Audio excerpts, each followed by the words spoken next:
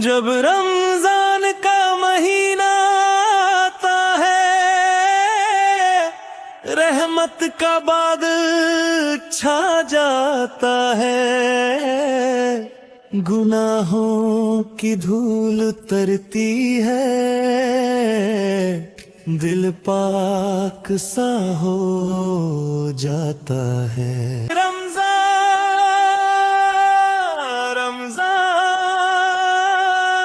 रहमतों का है सामान।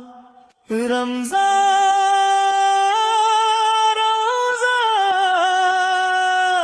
बरकत वाला मेहमान। सहरी की प्यारी घड़ी में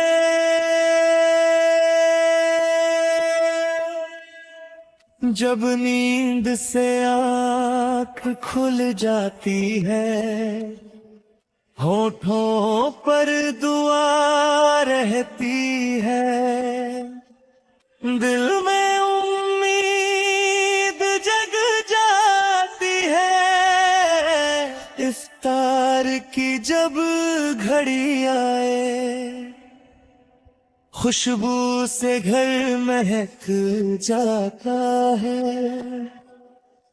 खजूर का मीठा पहला कौर जन्नत सा स्वाद दे जाता है। तरावी में कुरान की सदा दिल को सुकून दे जाती है। सजदों में झुककर बंदा